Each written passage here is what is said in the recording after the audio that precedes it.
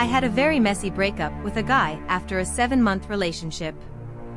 I had to go to therapy to unravel all the emotional abuse he put me through. He taunted me, telling me about his new girlfriend shortly after we broke up, so I decided to do the healthy thing, cut all contact, delete his number and move on. Almost the exact same amount of time of 7 months later, I receive an Instagram message request. It's his new girlfriend.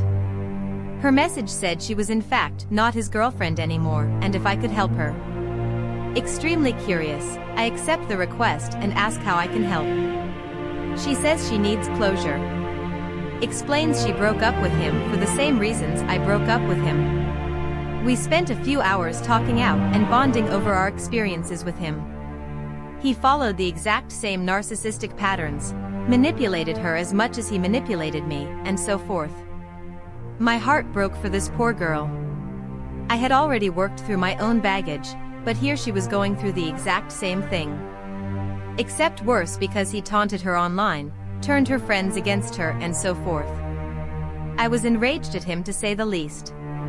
Which only got worse when in the following few weeks, the girl would constantly update me anytime he would taunt her online again or her friends told her how much he was trying to ruin her name. So I decided to play some subtle mind games, because I knew from experience how much those pissed him off.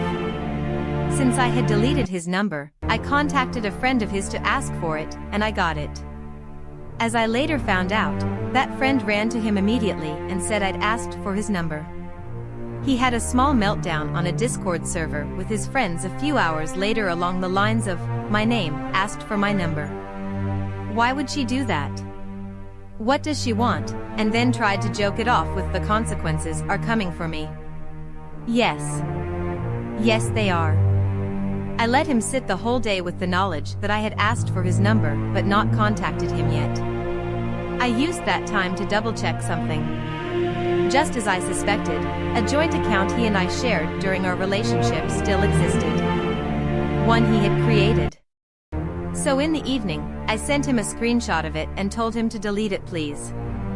I could practically feel his relief and surprise through the screen as he admitted he was wondering all day what I wanted from him.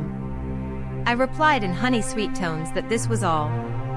Knowing he'd probably guessed his ex came to me for help and expected my wrath, but now it was just this.